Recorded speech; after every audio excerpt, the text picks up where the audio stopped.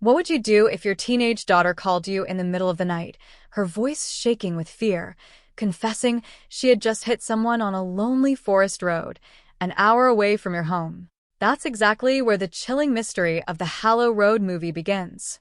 Almost the entire movie unfolds in real time, through tense phone conversations between terrified parents and their daughter, as secrets unravel, trust is tested, and one shocking twist at the end turns everything upside down. The film is told from the parents' perspective, making Alice's situation more mysterious, since we never witness her side directly. Everything about Alice that night is revealed only through her phone calls. We see her parents' fear, but never Alice herself, which makes this movie more suspenseful. The movie opens with a quiet but unsettling shot of a house. Broken objects and a half-eaten dinner on the table reveal that a heated argument must have taken place earlier. Suddenly, at 2 a.m., Helen wakes up to the shrill sound of a smoke alarm. Strangely, there's no fire, no smoke. She turns it off, confused. A family photo then gives us a glimpse of her life. Helen lives with her husband, Matthew, and their daughter, Alice, who just turned 18. From her ID badge, we learn Helen works as a paramedic. While changing the smoke detector's battery, Helen receives a late-night call from Alice. Concerned, she tells her daughter it isn't safe to leave the house over an argument and begs her to come back home. Alice tells her mom that she took her father's car, and Helen worries, "How can I explain this to your dad?" Just then, Matthew enters the room and asks, "Was that Alice on the phone?" The moment Alice hears her father's voice, she panics and abruptly hangs up. Helen told Matthew that Alice had taken his car, saying he could use her own car for work tomorrow. Matthew, however, was upset. His main concern was his daughter's safety. Seeing his worry, Helen tried messaging Alice, hoping she would call back. When there was no response, Helen began calling her. Alice finally answered, her voice panicked, telling Helen that she may have hit someone while driving. The shock on both their faces was immediate. "Are you okay? And what about the other person? Did you call an ambulance?" they asked. Alice reassured them that she was fine, but revealed that the other person was a girl her age, lying on the road. When her parents asked for her location, they learned she was in the Hallow Road, a forest area, nearly an hour away from home. They both took Helen's car, and the entire time, they stayed on the phone with Alice, anxiously asking about the girl's condition. Alice was crying, her voice trembling as she described the girl lying on the ground, eyes wide open, badly hurt. She explained that the girl had suddenly appeared in front of the car, causing the accident. Helen tells Alice to calm down and perform CPR as she taught her. After several rounds of performing the CPR, the girl remained unresponsive. Helen insisted they try again, urging Alice to keep going. Then, terrifyingly, they all heard the sound of broken ribs, an ominous, chilling crack that made their hearts race. Alice was terrified, convinced she had killed the girl, and Matthew feared the worst as well, that the girl might no longer be alive. But Helen insisted on continuing CPR, explaining that sometimes ribs break while performing it, and it didn't necessarily mean the girl was lost. Matthew gently stopped Helen from forcing Alice to continue. He told Alice to stay in the car and wait for the ambulance. Suddenly, the call went disconnected. Matthew tried to reassure Helen, suggesting that maybe the ambulance had arrived. But Helen felt uneasy, sensing it might not be the case. They repeatedly tried calling Alice, but there was no response, leaving both of them anxious. They left a voice message, urging her to call back immediately. Noticing Helen's distress, Matthew apologized for stopping her earlier when performing CPR, but Alice is my priority. "I can't risk frightening her more than she already is," Matthew explains. After several attempts, the call finally connected. Alice told them she tried to pull the car away, which had gotten stuck in a ditch. She was trying to get it out, but it wouldn't budge. Helen, a paramedic, sensed something was off. By now, the ambulance should have arrived, yet no help had come. Helen began asking Alice pointed questions. "Why were you on that forest route instead of heading to your apartment?" Alice hesitated before explaining that Jason, her boyfriend, is at the apartment whom she doesn't want to see now. So she had gone to a secluded spot in the forest about 4 hours ago, slept there for some time, and was on her way back when the accident happened and she hit that girl. Helen didn't believe Alice's story and pressed further for the truth. Only then did we learn that Alice is pregnant with Jason's baby, and the argument at the beginning of the movie was between her parents and Alice because they didn't want her to lose her future by becoming a teen mom. This fight upset Alice, and she drove faster under the influence, hitting that girl while driving. She didn't call the ambulance because if she had, they would have also discovered she was driving under the influence, which scared her, so she called her parents instead. Hearing this, both parents froze, realizing how serious the situation was. Helen felt furious at her daughter's behavior, failing to call the ambulance while a life was at stake. She yelled at Alice, saying that the ambulance could have saved the girl's life. Alice considered calling her police friend, thinking it might help Alice avoid jail, but Matthew immediately stopped her. "Don't call the police," he said.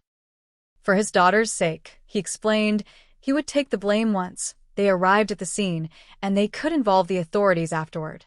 He planned to go to Hallow Road first, while Helen took Alice away.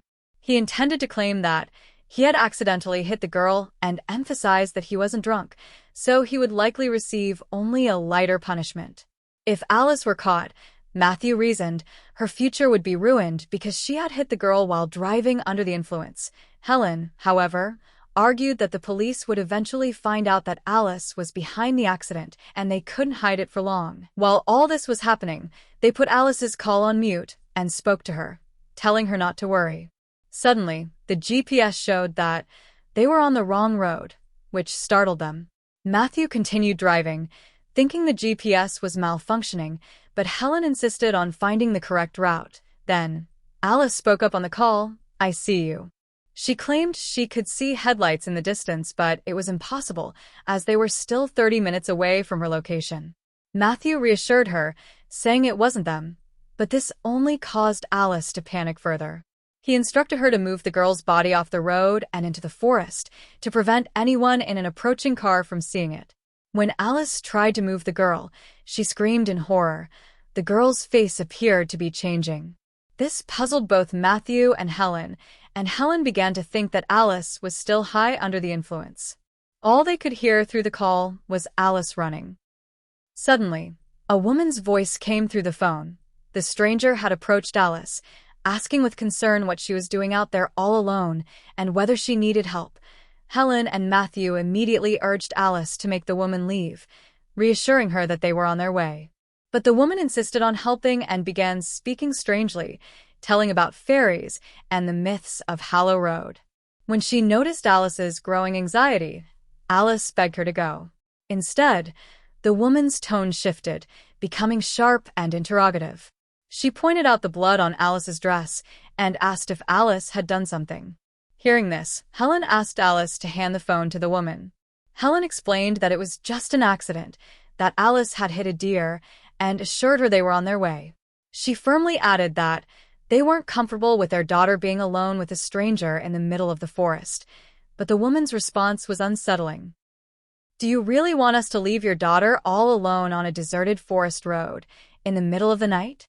Helen insisted again, telling her they were close and that Alice felt uncomfortable with a stranger nearby. The woman seemed to understand and began walking away. Relieved, Helen and Matthew told Alice to get inside the car and lock the doors. Moments later, however, the woman returned and tapped on the car window. From inside, Alice heard her say that her husband had found the girl's body, and now they knew what Alice had done. Terrified, Alice tried to start the car and pull it out of the ditch, but suddenly, Matthew and Helen heard the shattering sound of glass. Panic surged through them as they screamed into the phone for the stranger to leave their daughter alone. Then the call abruptly disconnected. Heart racing, Matthew slammed on the accelerator, speeding toward Hallow Road. Just as Helen was about to call the police, Alice's call came through, but this time, it was the woman speaking on the other end. She told them Alice was fine, explaining that they had broken the car window only to stop her from driving deeper into the ditch. Matthew felt a wave of relief hearing that Alice was safe. But then the woman's tone shifted as she asked, if this was really an accident, Why hasn't it been reported yet? And why did Alice call her parents instead of the ambulance? Helen tried to explain, insisting it truly was an accident and that Alice had called her because she was a paramedic. But before she could say more, the woman revealed something shocking. The girl was still alive when her husband went to check on her. Hearing this, Matthew and Helen felt a flicker of relief. The woman then handed the phone to Alice, who confessed that she hadn't realized the girl was still alive. Her parents comforted her, saying it was understandable. She was terrified and panicked and might not have noticed. Matthew once again insisted that he would take the blame to protect Alice. But then Helen quietly revealed something that stunned them both. She had quit her paramedic job some time ago. She explained how, during a call at a shopping mall, she had treated a woman who appeared to be having a panic attack. Her partner had suggested taking the woman to the hospital, but Helen refused. Later, the woman died, not from the panic attack, but from a massive pulmonary embolism. Though no one blamed Helen, calling it an understandable mistake, she couldn't forgive herself. The guilt consumed her, and she carried it every day, which was why she left her job. Helen told them she didn't want Alice to live under the same crushing weight of guilt. Even if Matthew took the blame, Alice would never be able to live freely knowing the truth. After listening to her mother's words, Alice decided to take responsibility for the accident. Knowing her parents were close, she hung up the call telling them. She talked to them when they reached. Soon, Matthew and Helen spotted Alice's car and rushed out, shouting her name. But to their horror, Alice was nowhere to be found, nor was the mysterious woman. While Helen called the police to report the accident, Matthew walked toward the girl lying on the ground. What he saw froze him in terror. The motionless body was none other than Alice. Heart racing, he ran back to Helen and stammered out what he had seen. Helen rushed over, but when her eyes fell on the girl, she shook her head violently, refusing to believe it. No, it's not her, she insisted. Alice told us the girl's face was changing when we spoke to her. This isn't our daughter.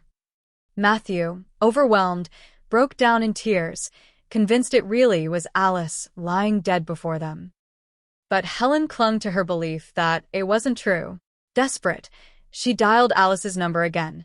To their shock, the call connected and Alice's trembling voice answered, saying she was still inside the forest and that she felt so bad. With panic rising inside them, Matthew and Helen started the car and drove deeper into the forest road, desperate to find that woman and their daughter. As they drove, they could still hear the conversation between Alice and the mysterious woman on the phone. Alice, terrified, asked why they weren't taking the injured girl to the hospital for treatment. The woman's cold reply was chilling. The girl is already dead. When Alice, her voice trembling, asked about her parents, the woman told her, "From now on, we will be your parents. Not like your real parents, who let you do as you please. We are strict. We correct you when you do wrong, just like the girl you hit and the other girls before her." As Matthew and Helen sped through the forest, they came across two paths dividing in the road.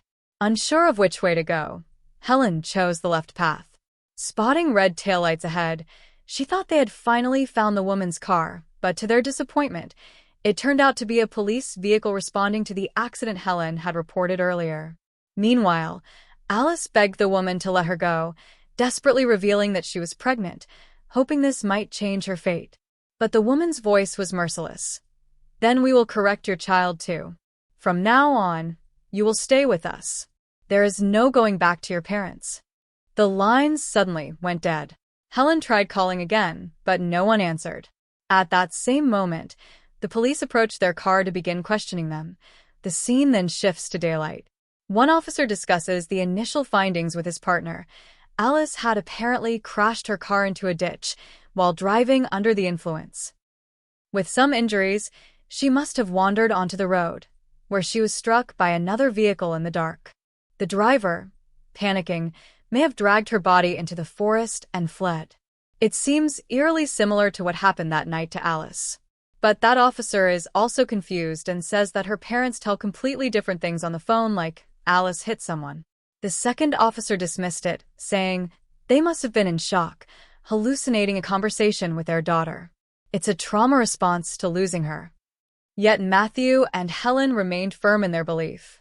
They were convinced that the body they saw was not their daughter at all, but another girl with Alice's face. They believed Alice had been taken away into the depths of the forest by that mysterious woman. And so the movie ends. But the question lingers, did Alice truly die in that accident? And if so, who was speaking to her parents all night? Or, as the mysterious woman once claimed, was it all bound to the old myths and fairies of Hallow Road, and had Alice really been taken by them?